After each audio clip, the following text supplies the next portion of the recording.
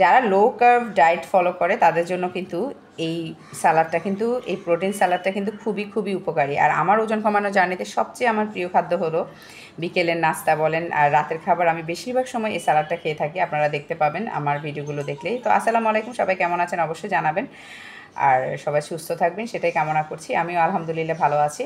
আর যেটা বলছিলাম যে অনেকে আমাকে আসলে কোশ্চেন করে আমি আসলে রোজা রাখি কি না, বা ওজন কমানোর জার্নিতে আমি যে আমাকে যে শুকনো লাগছে বা আমি যে এই 7-8 কেজি ওজন কমিয়েছি সেটা আসলে কীভাবে কমালাম, কোনো ধরনের রোজা রেখেছি কিনা, ফাস্টিং উইন্ডো ফলো করি কিনা, তো সেটাই আজকে আপনাদের সাথে সালাদ বানাতে বানাতে আসলে শেয়ার করব। তো ওজন কমানোর জার্নিটা আমি অনেক ধৈর্য সহকারে আসলে শুরু করেছি। আমি একেবারে তাড়াহুড়ো করার আমার ইচ্ছা নেই, এক নাম্বার যেটা বলছিলাম। আরেকটা হচ্ছে যে আমি আসলে এমন কোনো ডায়েট ফলো করতে চাচ্ছি না যে ডায়েটটা আসলে আমি কয়দিন ফলো করার পরে আর ফলো করতে পারবো না, বা ওটা আমি আর মেনটেন করতে পারবো না। সেই ধরনের ডায়েট আসলে আমি একেবারেই ফলো করতে পারবো, মানে ফলো করছি না এবার। আমি কোনো ধরনের রোজা রাখিনি, কোনো ফাস্টিং উইন্ডো আমি এখন পর্যন্ত করিনি, বা লো কার্ব ডায়েটও কিন্তু আমি ফলো করছি না। আমি মাঝে মাঝে ভাত খাই, রুটি খাই, সব খাবারই আমি খেয়ে থাকি, অল্প পরিমাণে খেয়ে থাকি।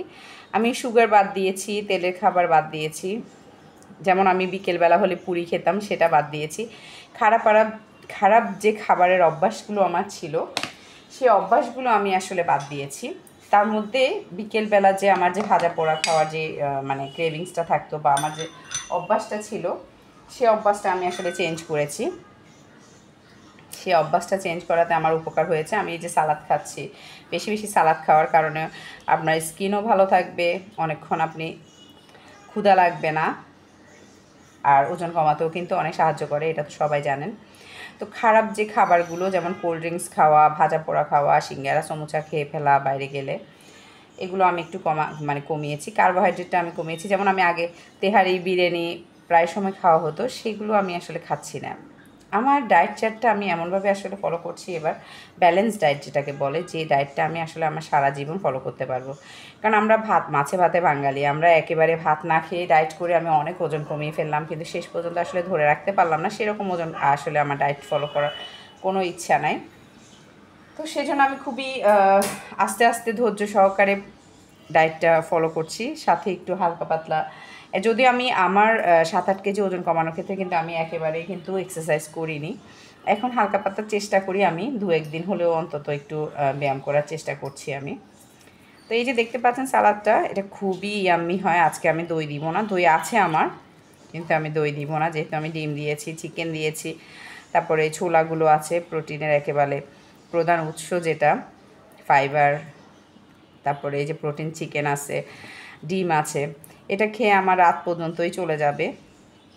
অনেক মজাদার হয়, একেবারে ইয়াম্মি যেটাকে বলে। আমার তো মাখতে মাখতে একদম জিভে জল এসে যাওয়ার মতো অবস্থা, আমার কাছে খুবই ভালো লাগে।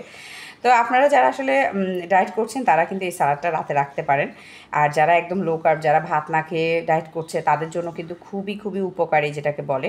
তো একবেলা ভাত খাওয়াই যায়, দুপুরবেলা আমি ভাত খাই, রাতে বা বিকেলবেলা আমি খাবারটা আমি 7-8টার দিকে আসলে কমপ্লিট করে ফেলি। তো যেদিন দেখা গেছে যে আমি এই সালাদটা খেয়েছি সেদিন রাতে আমি আর অত ভারী কিছু খাই না, হালকা পাতলা দেখা যায় জুস টাইপের কিছু খেলাম, এরকম আর কি। এই তো, আল্লাহ হাফেজ, সবাই ভালো থাকবেন, সুস্থ থাকবেন, আর সবাই অবশ্যই ব্যালেন্স ডায়েট ফলো করার চেষ্টা করবেন। এমন ডায়েট ফলো করবেন যেটা আপনি সারা জীবন মেনটেন করতে পারবেন। আল্লাহ হাফেজ।